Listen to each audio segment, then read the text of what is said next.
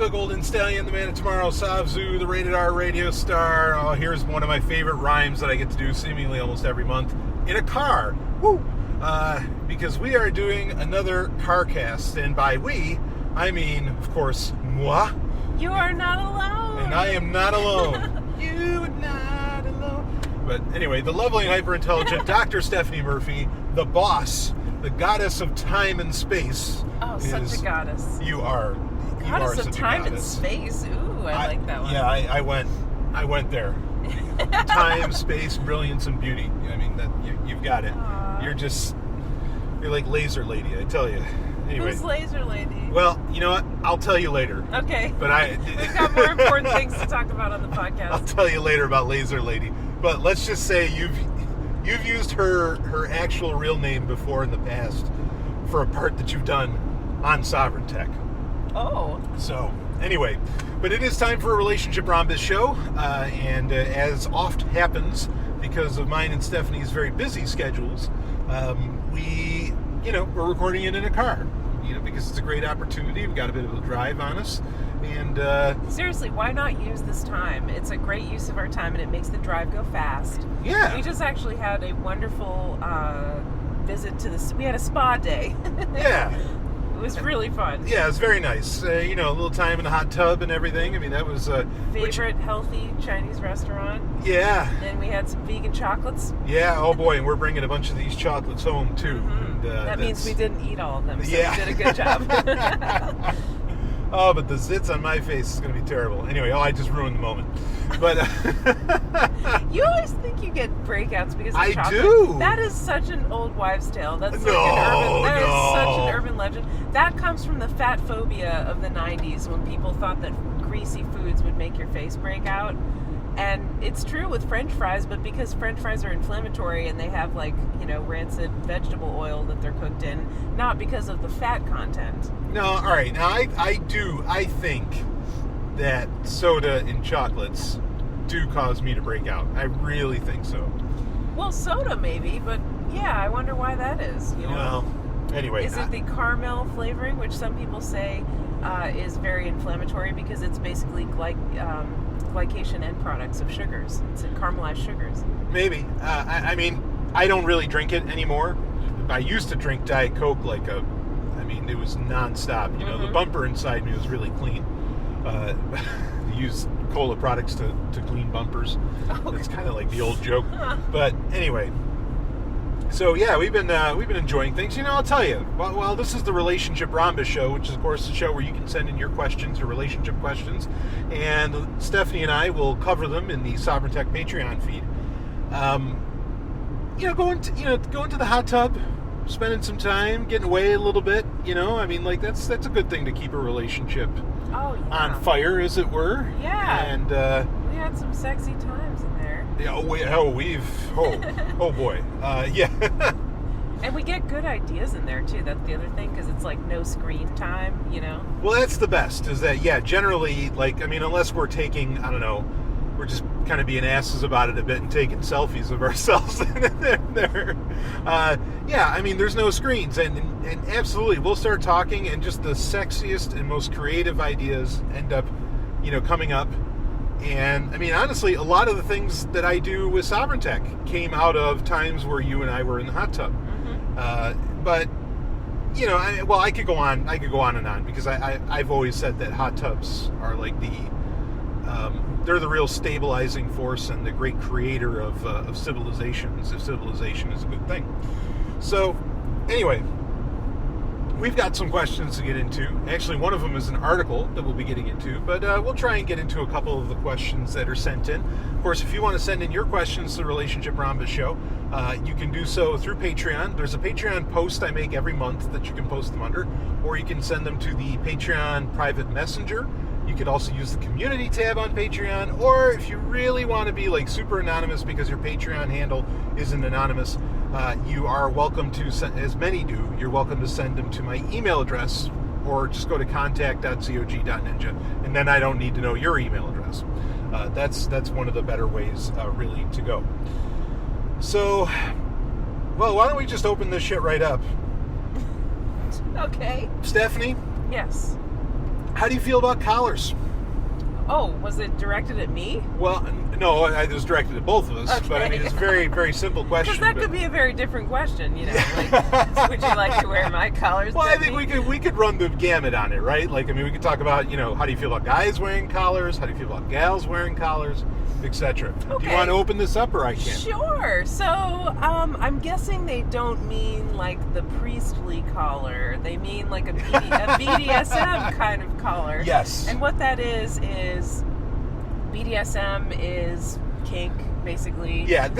By the way, this came with an Amazon link that showed a gal wearing like kind of a thicker leather collar. So okay. Just so you.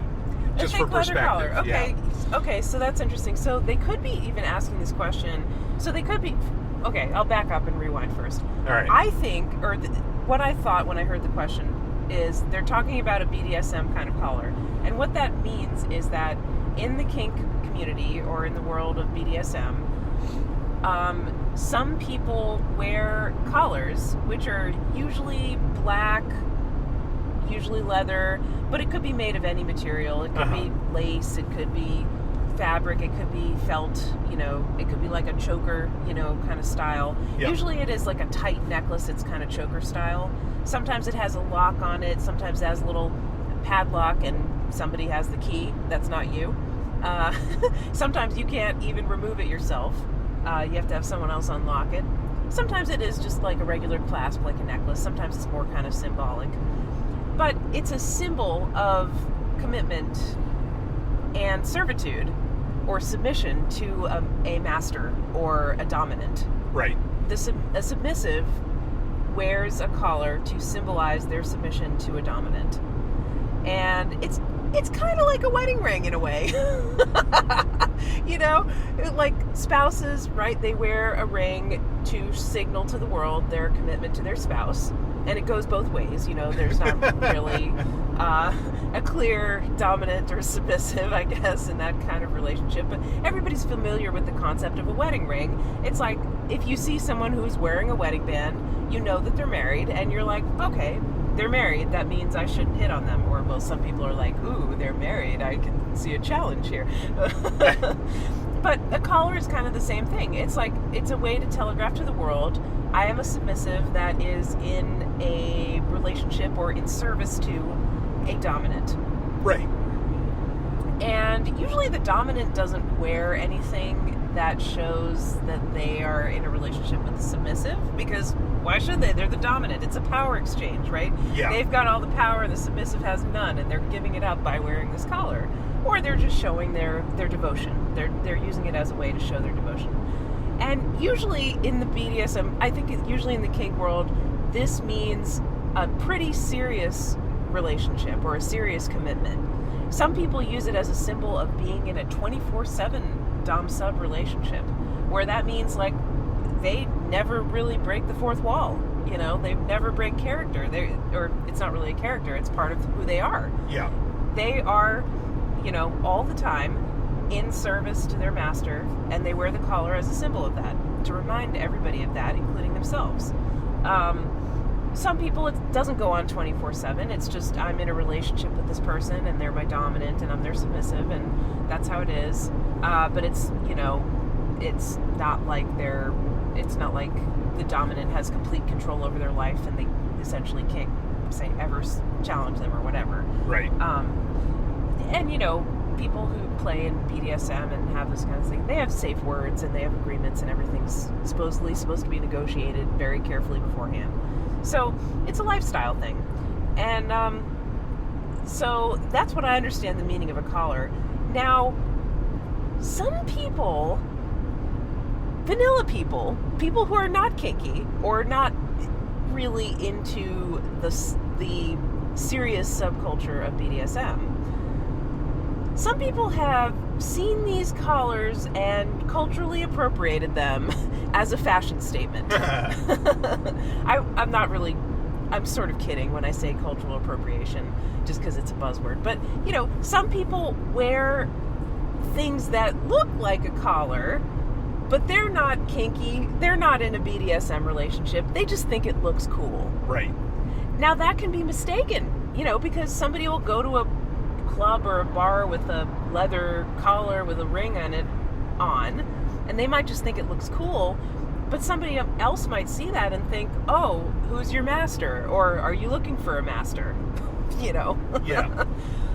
So I think with the appearance of collars on Amazon, there could certainly be some of that going on as well. Some people just mean them as a fashion statement. I understand them to be a statement of kink, a lifestyle statement. I am committed to somebody, and I'm in this lifestyle. And if you see this and you understand what it means, then maybe we can be friends, or maybe you can invite me to a BDSM meetup or something like that, or a play party or whatever, or just know that we're kinky. There'll be a shared understanding. I think it's. I mean, shit. Like, so many people wear wedding rings. I don't think it's much different than that, honestly. Sure. It's just a symbol of commitment. You wear something around your body to symbolize maybe your partner's love surrounding your body. Maybe as a constant reminder, you feel it on your skin. It's a constant reminder to yourself as well as everybody else that you're in this kind of relationship. And some people really get off on that. Some people like it, just it makes them feel secure. It reminds them that their partner is always there and loves them. I think it's cool. Like, I'm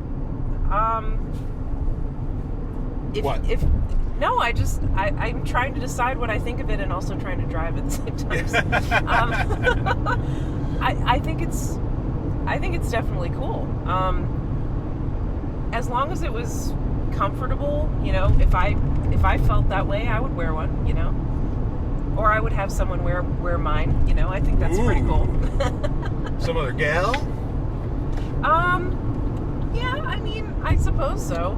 Like, I guess I'm technically what you would call a switch in BDSM, but with strong dominant tendencies. Like, most people, I'm just such a goddess that I'm the top, Yeah, generally you're just worshipped. Yeah, I need to be worshipped, definitely. But for the right person, I might get a little bit submissive, I guess. So you think they're cool? You think they're fine? I think they're cool. Yeah. I think they're cool, and I don't think they should be. I think people are missing an opportunity, when they wear them just as a fashion statement, because it means so much more than that. Yeah, right. I appreciate the deeper meaning of collars, and I respect them, and I respect the lifestyle that they are symbolic of. Sure. And if I saw somebody wearing one, I would understand what it meant, and I would sort of silently acknowledge it. I don't think I would just talk to someone about it, start a conversation, because that's not really my style. Just like I don't talk to people about their wedding rings, but I would look at it and I would understand what it meant, and I would respect it. So who's your master? Right? Yeah, exactly. Yeah, that would be kind of weird. Yeah, it's weird. Exactly. You don't. I guess when people are hitting on each other, sometimes they'll say, "Well, I don't see a ring on your finger." Oh, yeah. But I wouldn't go up to somebody and say, "Well, I don't see a collar on your neck." Yeah, I mean, you looking for a daddy? Well, I think, you hit at other possibilities where honestly, some people will do this it's just something they do at night. It's just for fun. They like to pretend that either their guy or their gal, whoever's master, whoever's in charge, whoever's the dominant, and then the other person just pretends to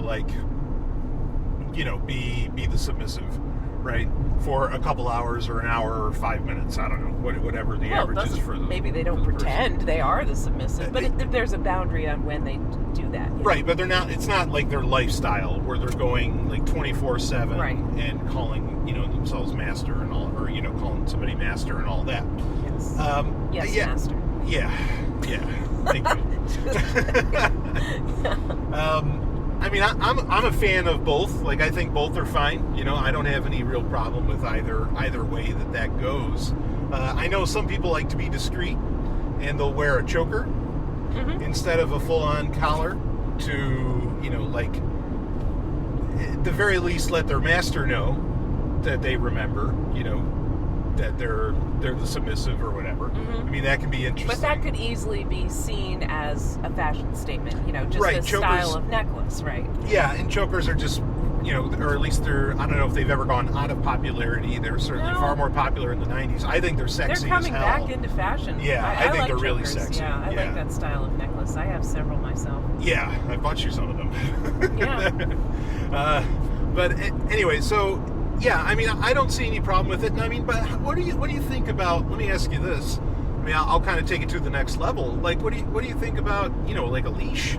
I mean, the collar, like a lot of the collars that people wear in BDSM, they have the metal hook on them to put the leash on. Yep. But I mean, like. Oh, okay, so yeah, you brought up another thing that I was sort of thinking of, but didn't say which was that, who else wears collars? Well, pets. Right. Right. Right. Some submissives like to think of themselves as sort of more like a pet, where they're being taken care of, and they have like an owner, who takes care of their every need and just dotes on them.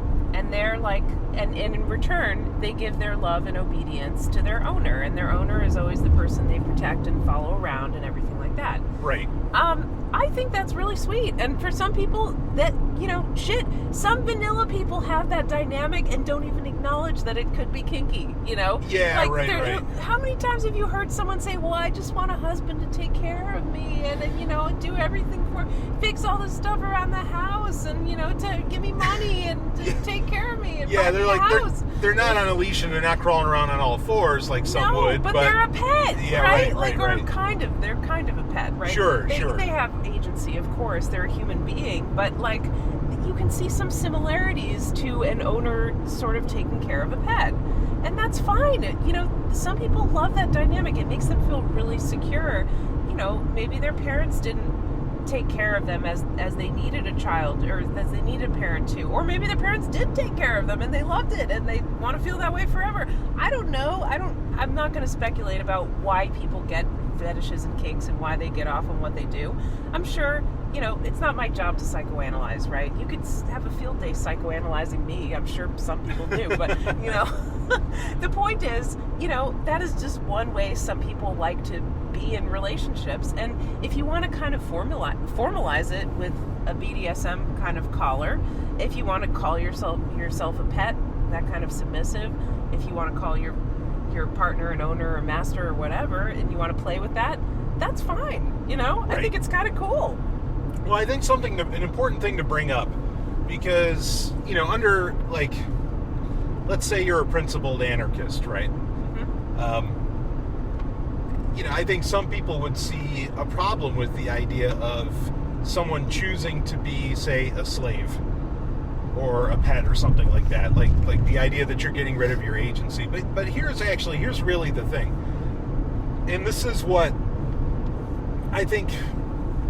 If there's such a thing as a great dominant, this is the attitude that they have. And we actually talked about this during one of the hentai reviews. I think we were reviewing Fencer of Minerva for Patreon, for Sovryn Tech's Patreon. And you can find those episodes, folks. If you haven't heard those, just look for the tab hentai on Patreon, and you can find those episodes. There's a whole tab. Yeah, for hentai. So in that, we were talking about how, like, when we talked about BDSM and how in that show there was this kind of, there's a lot of this master-slave dynamic and everything.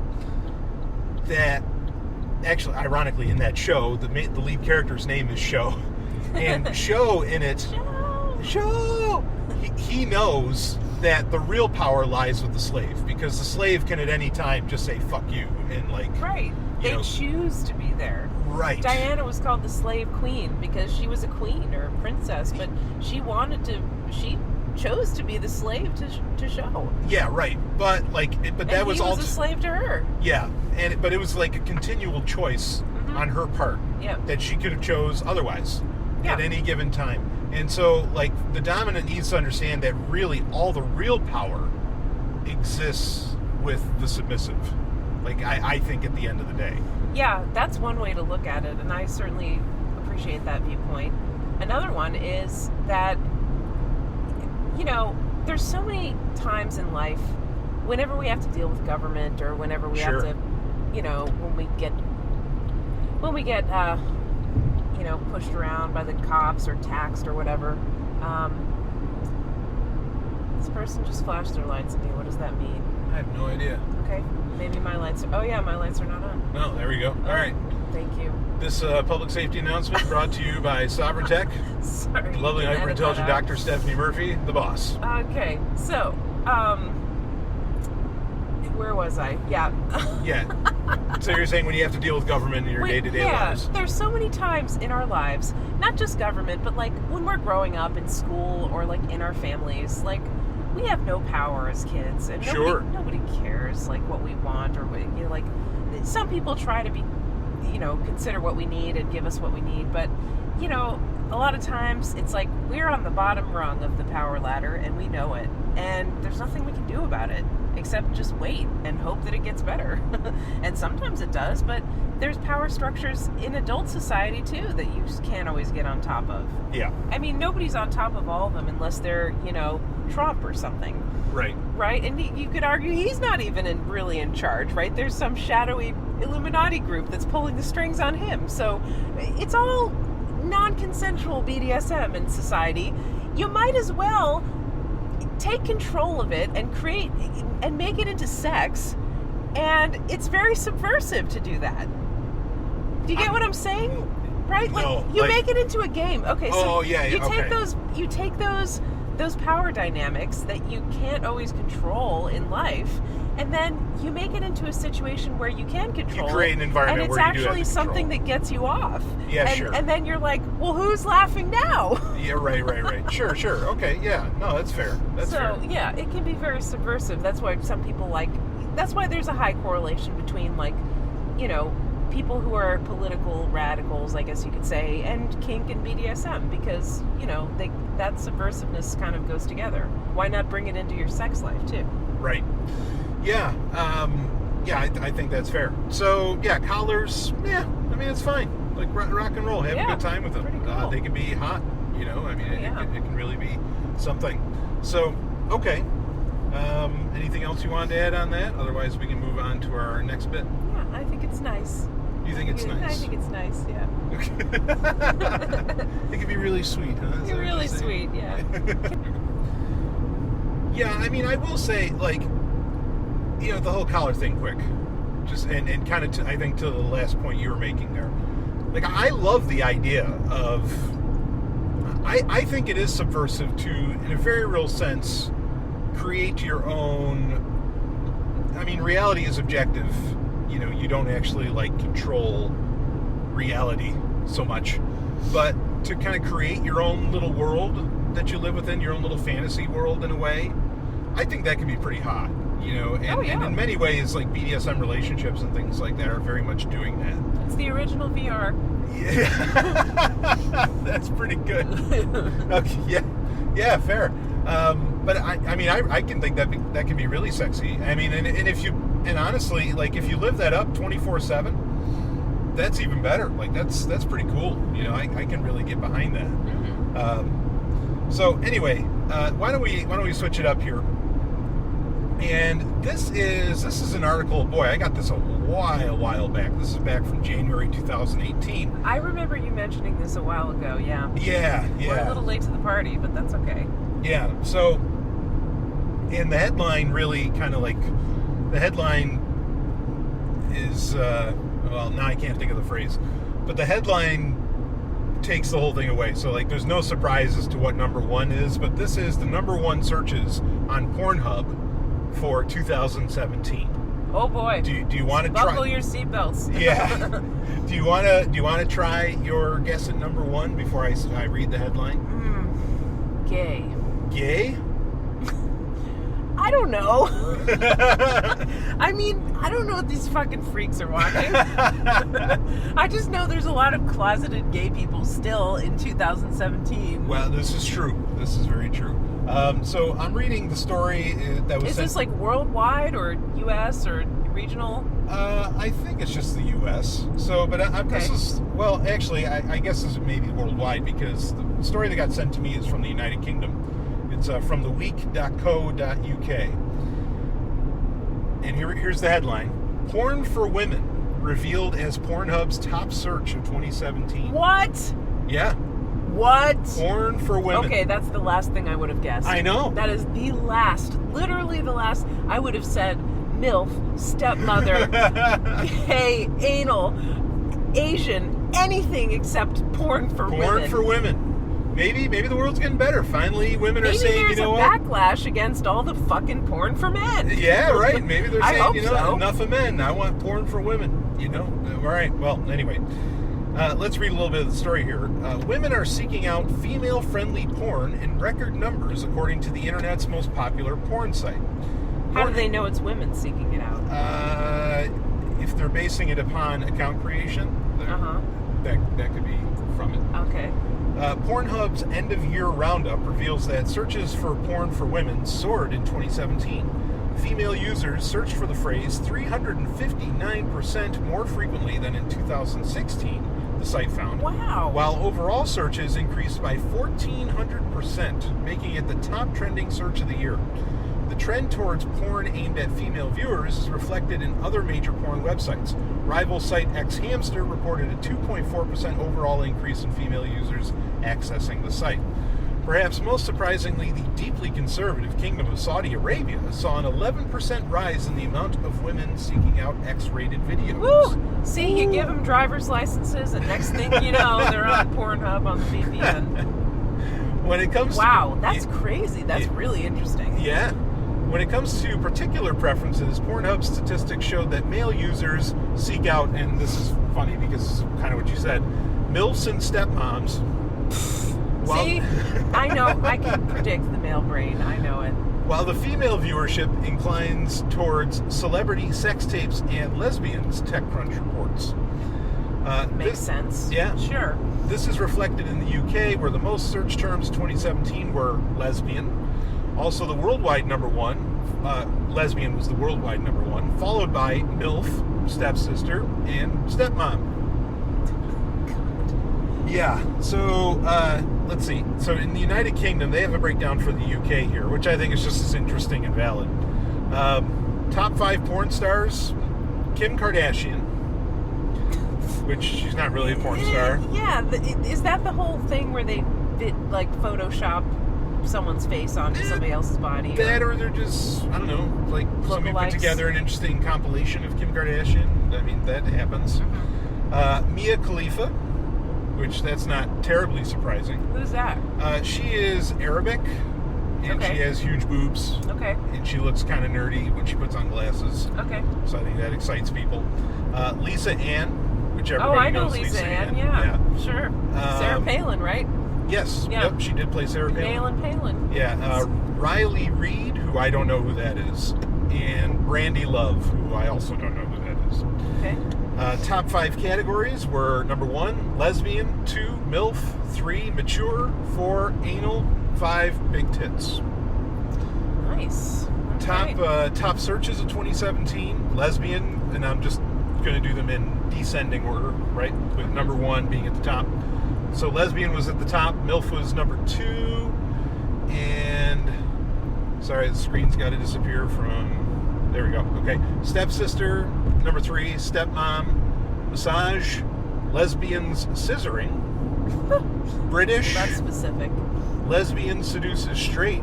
Oh, that's got to be a good one. Ooh, nice. Yeah. Real celebrity sex tape, squirt, British chav. Chav? I don't know what the hell that is. And JOI. I also don't know what that is. JOI? Yeah. Top trending searches. Let's see. Number 1 was fidget spinner. Cheerleaders, number 2. British amateur dogging. Real celebrity sex tape, British amateur, VR, and BBW. Which, of course, BBW is... Big, beautiful woman. Big, beautiful women. Top relative categories, viewed percent more than when compared to world. Mature, number 1, lesbian, bondage, MILF, celebrity. Anyway, let's read more of the story. Other insights from Pornhub's end of the year review reveal that viewers' preferences are not what you might expect. After porn for women, the searches which underwent the biggest leap in popularity were Rick and Morty. What? and the aforementioned fidget spinner, which I don't know what the hell they're doing with fidget spinners. The company's VP, Corey Price, admitted he was baffled by the inclusion of the popular gadget.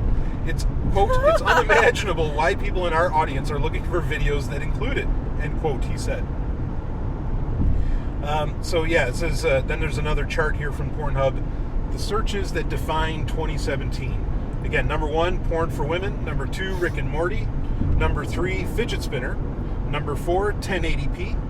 Number 5, ASMR. Number 6... ASMR? Yeah, right? Oh my god. Number 6 was hentai. Oh. Cheerio. And 7 was cheerleader. The amount of porn being consumed by both male and female visitors is staggering. In 2017, Pornhub users streamed 3,732 petabytes of data, says Campaign Live. Quote, enough to fill the storage of every iPhone in the world, end quote. Wow. So there's a lot of porn being watched. Staggering amount of porn. Yeah. So, wait a minute, 3,000 petabytes. Yeah. Okay, that's another order of magnitude above peta. So what comes above peta? Well, is that a petaflop? I'm not sure it's after petabyte, but petabyte is 1,000. 1 petabyte is 1,000 terabytes, right? I think, or 100 terabytes. I forget. Think so, yeah. No, I can't think of it. No, Anyway. 1,000. It would be 1,000. Yeah, but that's just a stupid amount of. It'd be 1,000, right? Yeah, that's an unimaginable amount of data. That's just crazy. You can't wrap your head around it. Which is amazing. I mean, I'm sure YouTube does significantly more, but that's still impressive as hell. I mean, just remarkable. So, Rick and Morty, I don't get it. Like, the characters aren't sexy at all. I know Simpsons porn has been popular for a really, really long time, and actually I think that's kind of strange. Yeah, I think that's weird. Yeah, because most of the characters are kids. But I don't get the Rick and Morty thing. Like, I don't. I mean, the show doesn't steer clear of sex. Quite the opposite. But I don't get that. Are they just trying to watch episodes of Rick and Morty on Pornhub? Because that's possible. Maybe they think it'll be on there because it's not on YouTube or something, because it's too foul for YouTube. Yeah. I mean, I really like a lot of these parody movies that get made. Yeah. Where they're parodies of popular franchises and all this stuff. But some of them, no. Like Rick and Morty, what the fuck? Yeah, it could go too far. Yeah, or I don't get it. And maybe somebody could message us and tell us, okay, no, what's the deal with Rick and Morty? Yeah, not theories. Like, if you actually get it. Yeah, if you actually are into it. If you get some kind of joke that we don't, tell us. Right, yeah, explain it to us, okay? The fidget spinner, yeah, that's weird. I mean, even when the VP of the company doesn't understand that one. I mean, that's he's scratching his head. Yeah, so... Funny. But, in all seriousness, what do you think is the reason for porn for women seeing such a meteoric rise in search and being number one? What do you think has brought that on? I think that women are reclaiming their sexuality and agency over their bodies, and it's part of the Me Too movement. Ah. Yeah, and part of that is saying, hey, I'm not a sex object for men's pleasure. Sure. I have my own sexuality, and I'm going to figure it out. I'm going to figure out what I like, basically. Right. And I don't want to watch the shitty porn for men where women are being abused. Fuck that. I want to see porn that's made for me. I don't want to see, I don't want to watch something that is clearly not meant for me to enjoy. I want something that honors me as a sexual being. Yeah. I think that's what it's about. Yeah, I think... I mean, two things. So obviously the internet empowers porn, the ease of viewing it. Mm-hmm. And, not just because of, access, but also because of the lack of cost. You can watch it for free. I think while you have that, at the same time, you also have a lot of content online so in the 90s and before that, most sex education came through porn tapes or through, the few things you could actually, some of the videos that you could see online, mm-hmm. that was porn. Like at the time, I think Reality Kings was like the biggest deal back in the late 90s. Okay. Is this with your 56K modem? Yeah. Or like just or at the beginning. 128K? Yeah, right. Just at the beginning of, well, not 128, but 28, yeah. But just at the beginning of where broadband was becoming a thing and all that. Uh-huh. But now it's to the point where there's, you have podcasts and you have blogs and you have all these other things that the internet didn't originally have that are giving you a genuine sex education and telling women, no, this is what you can expect. Mm-hmm. Sex doesn't have to hurt. You don't have to be objectified. You don't have, et cetera, et cetera, et You don't have to do anal when you're in high school. Right. Expect that to be like a normal thing. Right. So, I mean, there's a chance, and it's a beautiful thing if so, that hardcore porn is going the way of the dodo. I mean, it's never going to completely go away, Mm-hmm. but that, we're seeing the man behind the curtain. No, this is not how sex has to be. This is not the reality of the situation, and I think that's great, I think there's been a lot of attention too lately on, I actually kind of wonder, how much of this search term was men searching for porn for women? Sure. And were they searching for it for their girlfriends, or were they searching for it maybe even for themselves?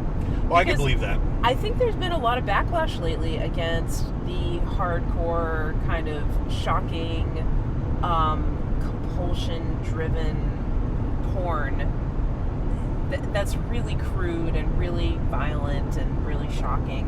That, there's been a lot of talk in the last few years about basically how that kind of porn can be addictive and how it can change people's brains in such a way that they're unable to really enjoy actual partner sex in real life. Right.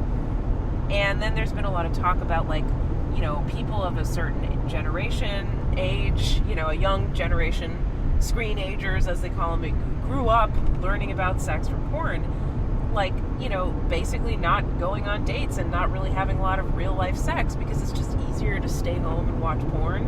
And I think there's backlash against all of those things, a lot of people talking about sort of the negative effects that porn has.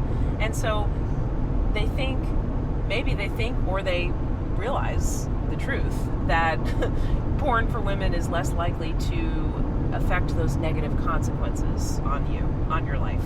Sure. And that's why they're searching for it. Sure. Yeah.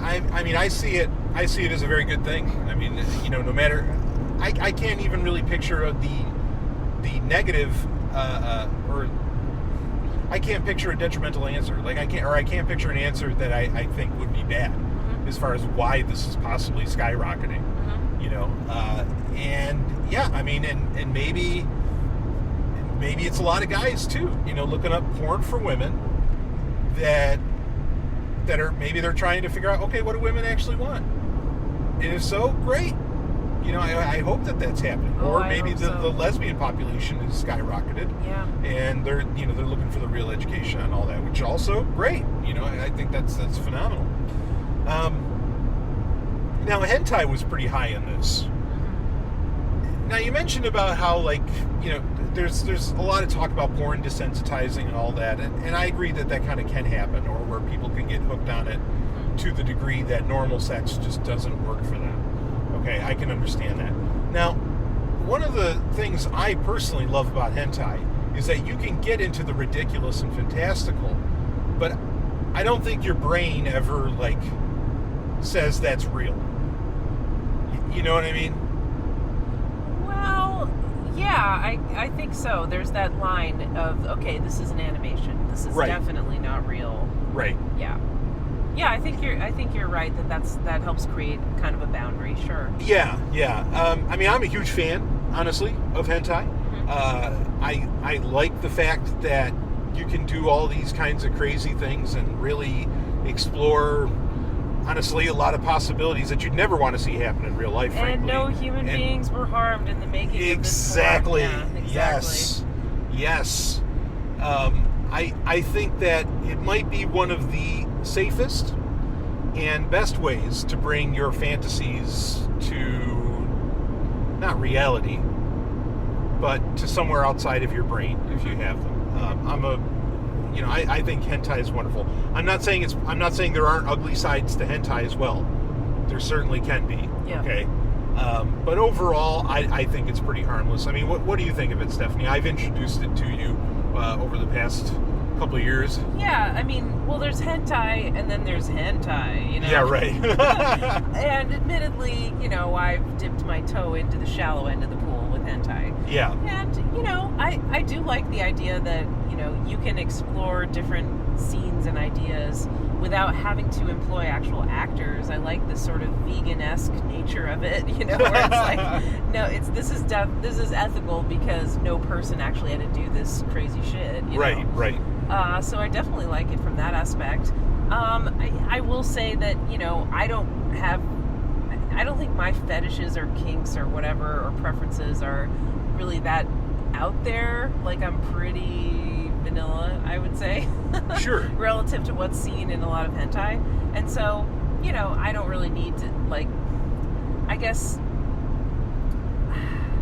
I could imagine I don't really watch porn either, so, like... That's going to be my next question. Yeah, no. I mean, I think erotica is another way you can explore in a way that doesn't involve real humans. And then you can explore anything you want, basically. You can write about anything you want, or read about anything you want. And you create the picture that you want to see exactly in your mind's eye. You can imagine the characters exactly as you want to imagine them. You can put your ex-girlfriend's face on one of them. You can put Kim Kardashian's booty on one of them. And who cares, because it's in your mind and no one can censor it. Yeah. So I like erotica too for that reason. But yeah, anime is kind of similar. Or hentai is kind of similar. Yeah. I mean, it's interesting that it's at number 6 as far as like, and that it is growing, because that really used to be really, really niche, especially anywhere outside of Japan, frankly. It was really niche. So, it's gone mainstream. You could say that's, successfully. It's gone mainstream. Yeah. In fact, I saw a funny meme the other day where, like, this kid's wearing this shirt that has a reference to hentai. And it said something like, when your teacher can't scold you for wearing a hentai shirt because then they'd admit they know what hentai is. And, but, that's cute. But it has very much gotten to that point, I think, where that's gone very mainstream. Any other comments on Pornhub in 2017? I mean, I really hope it reflects a feminist uprising and changing tide in porn. Woo, right on. Yeah, I will say, because I know these kind of really sick sites are out there. There's a movie I saw a long time ago, and like, this is a movie that's actually banned in the United States. It's called The Serbian Film. Do not watch it. Like, whoever the hell's listening to me, don't fucking watch this movie, because it is terribly disturbing. But I've always been worried that eventually, like, if the pendulum didn't swing in the opposite direction, where, I mean, and I've talked about this, actually I talked about this in episode 281 of Sovryn Tech, where, like, I'm a much bigger fan of softcore porn than I am hardcore porn, by a long shot. And I've been worried that if in the popular mindset that the pendulum didn't swing back to where people were more into something a little more realistic, maybe pointing in the direction of more softcore than hardcore, that hardcore was going to go in some really, really scary directions. Kind of like what you see in this movie, The Serbian Film. Stop promoting it. Well, I'm just saying that I'm glad that that's not the direction things seem to have gone. And it does appear to be going the other direction, and hopefully this speaks to the overall education, honestly, of the species, of humanity. And I hope that it lends to showing the beauty of sex more so than anything else, and that can have an overall. There was another story that got sent in to me that was about how, like, social liberalism was really on the rise statistically in America. Good. I couldn't be happier, and that included having to do with homosexuality, sexuality, all of the above. And so I think this might be showing more of that groundswell, where people are finally saying, yeah, conservatism, fuck that shit. Like, we've had enough of that, and we can look at sexuality in a very, in a healthy way, in a loving way, and a bunch of other things. Yeah, why do you think the conservatives are fighting so hard for it? Because they know they're losing. Right. Yeah, exactly. Yeah, no kidding. So, Why anyway. are they trying so hard to trap people in a traditional lifestyle by guilting them into marriage and having kids? Right. Because they know that's the only way they can get them. Because a lot of people, some people are very happy in that lifestyle, but some people aren't. Yeah. Yeah, absolutely. So, other than the Rick and Morty thing, I thought this was fairly, okay. I've seen worse. Yeah, interesting. It is interesting. And I mean, Lisa Ann being kind of high on the list there, nothing wrong with that. Well, the thing about her is, she's been around for a long time. Long time, yeah. I mean, so I hope she's getting I hope she's making money off of it. That's all I have to say. Because I know nowadays it's hard for porn stars to make money sometimes. I just hope that all these women who are getting so many views are finding some way to capture money for it so that they'll be set for the rest of their lives. Because if they're not, then that's just really sad. They've given people so much pleasure and enjoyment, and they should be taken care of for the rest of their lives. Yeah, I think the really big names are still doing a degree of money of some kind. And I think that we're also, and I've talked about this a few times on Sovryn Tech, we're on the cusp of how the internet in a way disrupted the music industry, disrupted film, disrupted a whole bunch of things, and porn included. But porn is really going to get disrupted. Like, Pornhub has the community. It's called Pornhub Community, where anybody, they could be somewhere in New Hampshire, and they can become a porn star right from New Hampshire, and they can become a really big deal. And I think that that's amazing. I mean, these guys and gals are real entrepreneurs in what they're doing with Pornhub Community, where it's kind of like a YouTube for Pornhub. Mm-hmm. It's not professional porn, it's amateur stuff. Mm-hmm. But I mean, there's people doing and then they get connected either on Patreon or some other alternative, and it's some of these gals are doing really, really big money. Mm-hmm. So I think that that's awesome too, that can happen. What the hell, go for it. Mm-hmm. So, all right.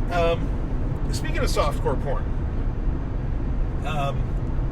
this is actually kind of the rest of a question that I recently answered on episode 281 of Sovryn Tech. Mm-hmm. And the question on episode 281 was about how do they get their hands on a collection of softcore porn movies? Because they got or maybe they're kidding around, I don't know, but they got the idea that somehow you and I, Stephanie, were watching softcore porns every night for dinner. Which it's not every night, but we'll go through a few spats where we will. Yeah, but it's not every night. So I couldn't really give a great answer to that, because it's just stuff I've collected over time. Yeah. And but anyway, so I kind of corrected that part of it. But here's the second half of it, which is, but how do you feel about watching porn while having sex?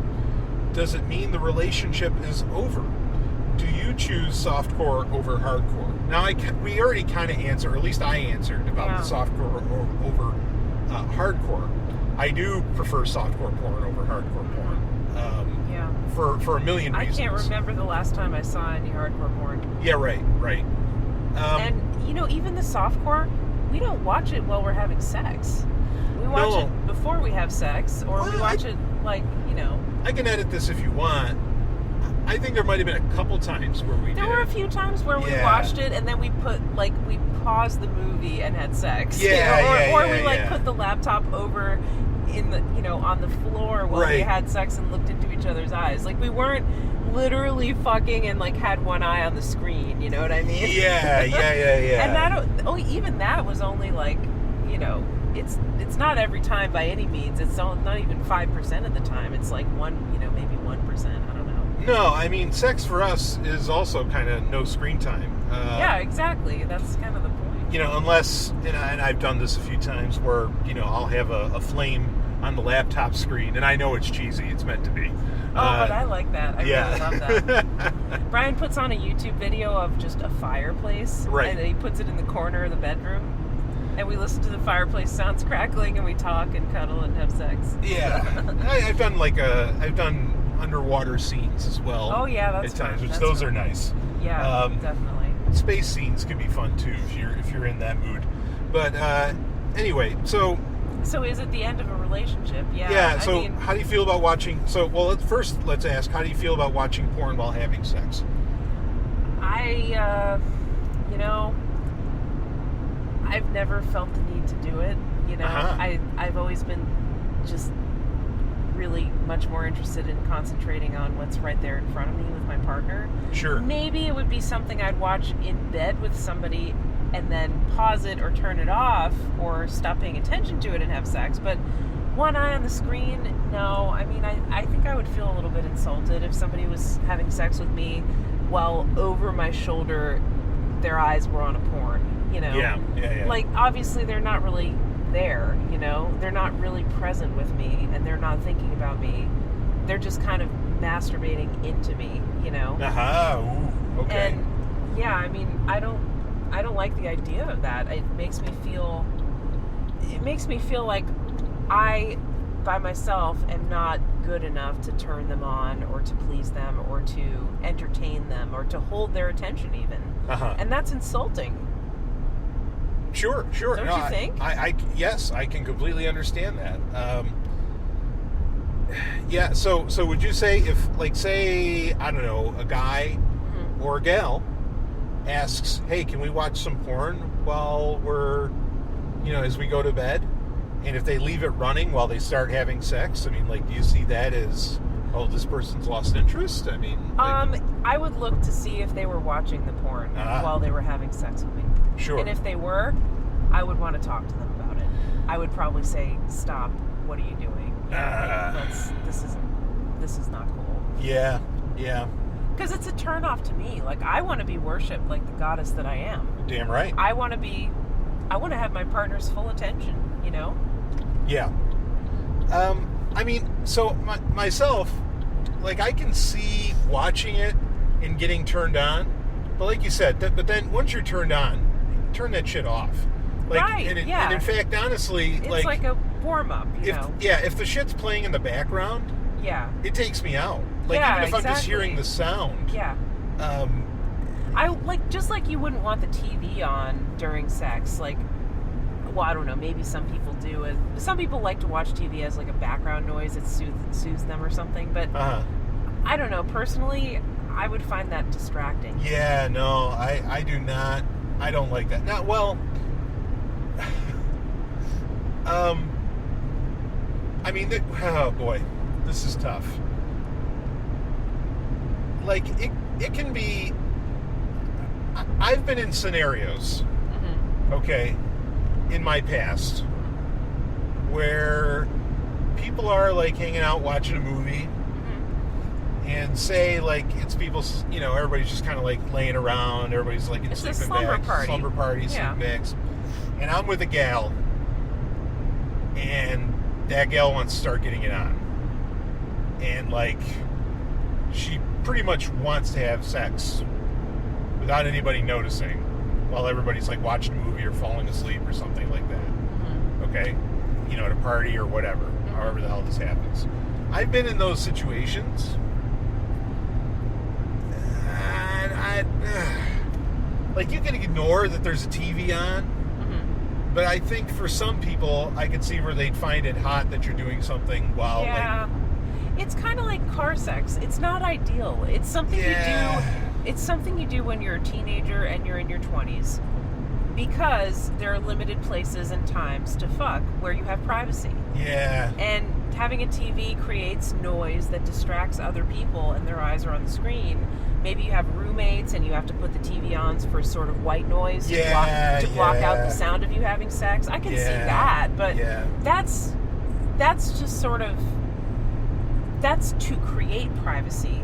But if you already have privacy and you're letting the TV intrude on it, then it's intruding on your privacy.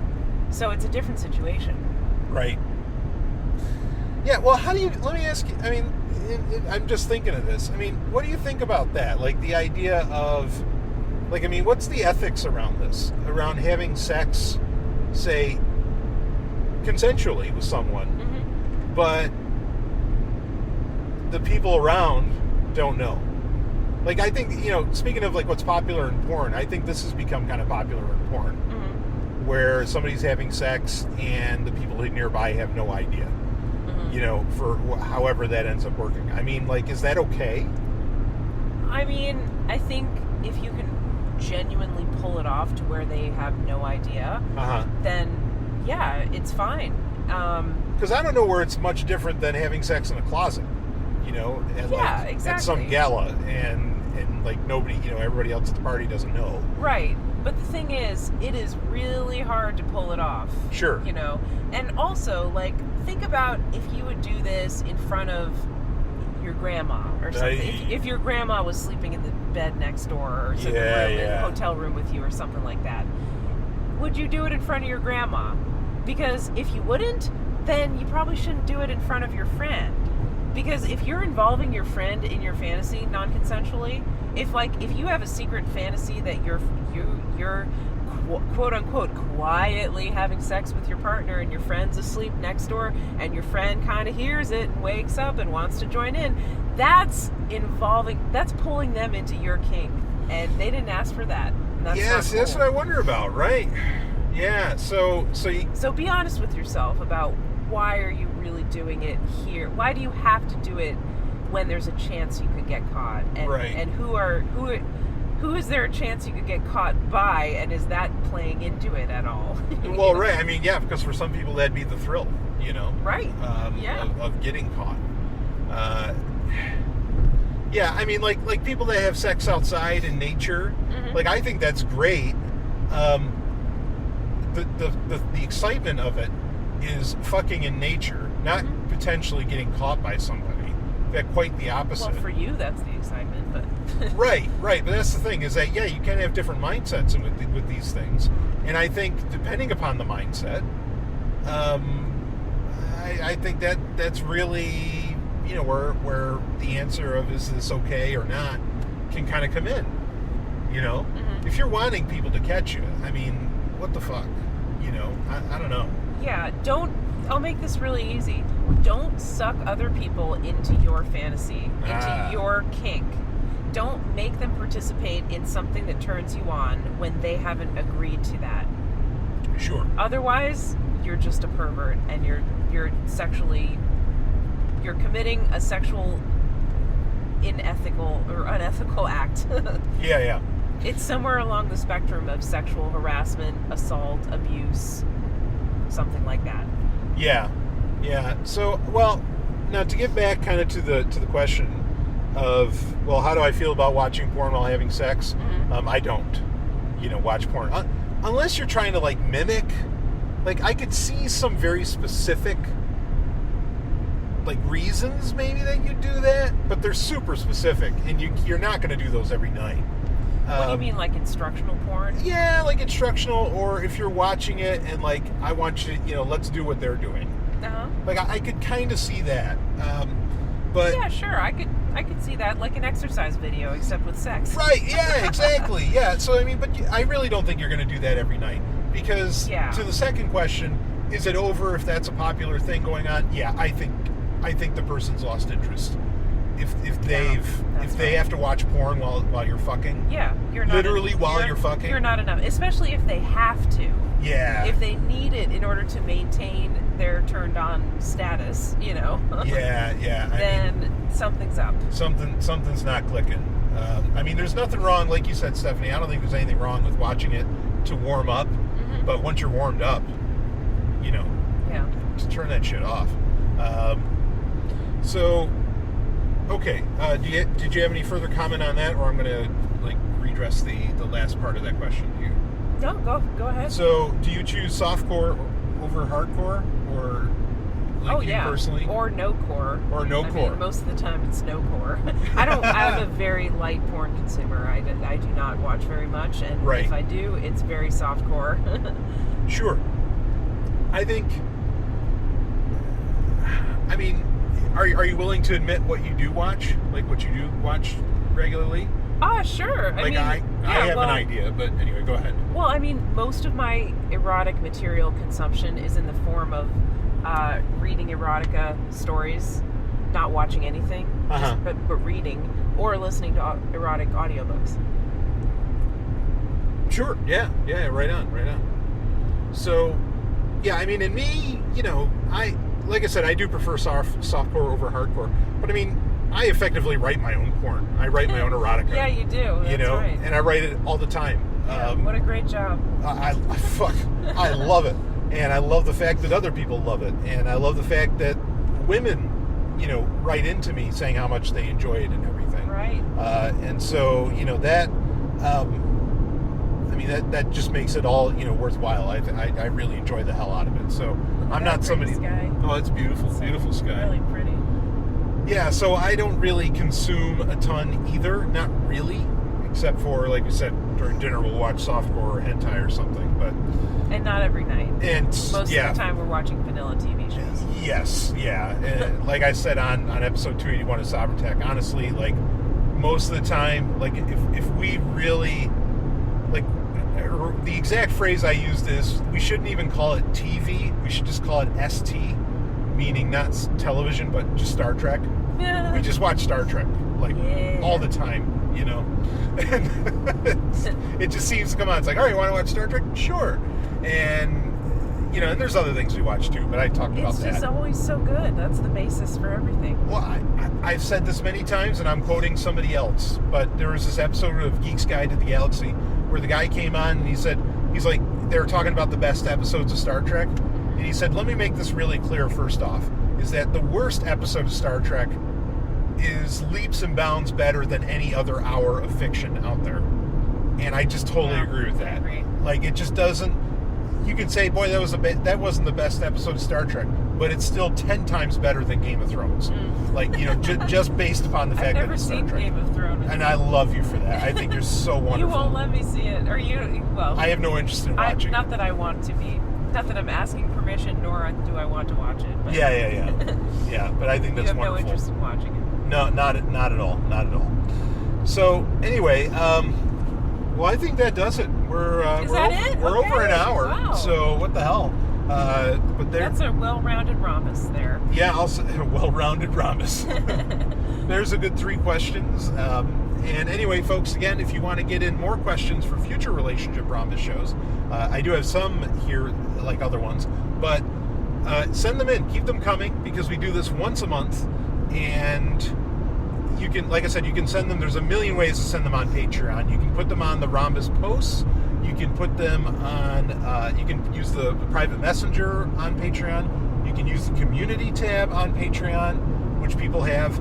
And also, you can just send them to me through contact.zog.ninja, which would give you the opportunity to send it pretty anonymously. So, those are your options for going for it. Stephanie, of course, always so much fun to do this show with you and talk about this stuff. Yeah, thanks for having me on. This is so much fun. I love Relationship Rhombus. I was begging you to do it in the car. Yes. Yeah. And, well, anyway, you're going to get more Stephanie over the next week, because I think you're going to be, speaking of Star Trek, you should... More Stephanie! That's right. You'll be on the Star Trek update. Me like the goddess I am. I'll tell you, people don't get on, they don't get behind my microphones if they don't worship you. That's right. Everybody should worship Stephanie. Yeah, they should. Damn right. So, you'll be on the Star Trek update this week, and also this week will be one of the already fan favorite or listener favorite best episodes. So we'll be joined by Ellen, actually, I think, for both of those as well. Cool. So that's going to be a great time. So anyway, so if you want more Stephanie, don't worry, you're going to get it.